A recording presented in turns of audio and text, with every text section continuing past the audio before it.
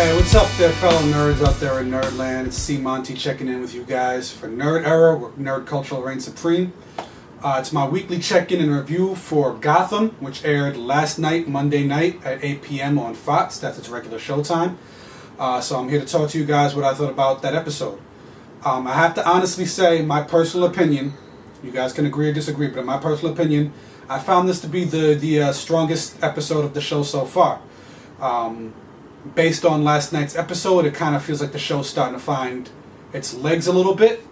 It's starting to find a little bit of a balance in the tone. You guys remember I complained last week about that it's inconsistent in its tone.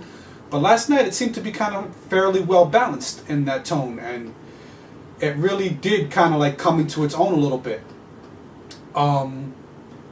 Few complaints. I still feel like they're not entirely sure what they want to do with Selina Kyle. I'm not sure if they fully figured out how she fits into the storyline yet. We'll see how that goes as the show progresses. Specifically to last night's episode, the scene where Harvey Bullock and James Gordon confront that philosophy professor that was working with the chemist or whatever, was really, really cheesy. That one kind of stood out to me. That was the one scene that I felt still kind of reflected the show's inconsistency in tone. Like, it was way over the top cheesy as compared to the rest of the show. The Oswald Cobblepot storyline continues to intrigue, and I have to say that the direction they're headed with Bruce Wayne's storyline is actually really starting to draw me in.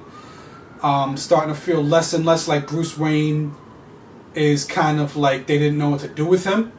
They're really kind of showing how Bruce Wayne is, even from a young age, is a genius detective. Like, he's starting to put clues together, and I'm really digging where they're going with that storyline, especially with Alfred kind of consigning to helping Bruce. You know, whereas before he was kind of opposed to Bruce obsessing over his parents' murder, and he wanted Bruce to approach things in a more healthy way. To see Alfred kind of working with Bruce, I like the way this storyline is headed.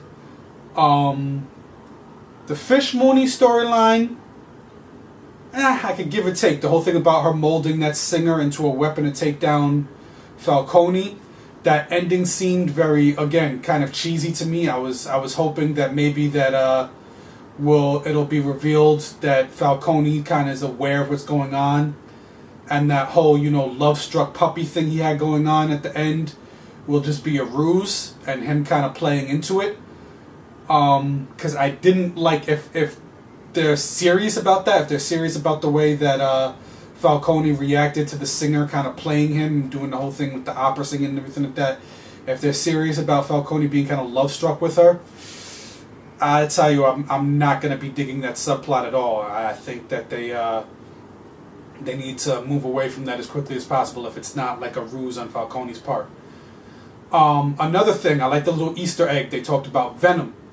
They had the whole thing about the drug that enhances people's strength and how they perfected it, and they went from calling it Viper to Venom.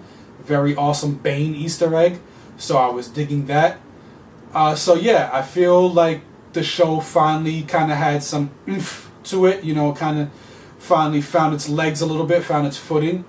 It's not as inconsistent as it has been in the past. I hope they continue with this trend. I hope that it stays consistent with what they did last night. But we'll see as the show goes on. So, that's my thoughts on Gotham, episode 5. You guys can tune in next week, Monday at 8 p.m. on Fox, and I'll try to have the review up for that as soon as possible.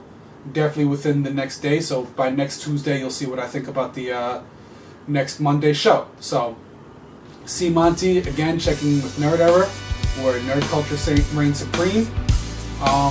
See you next week.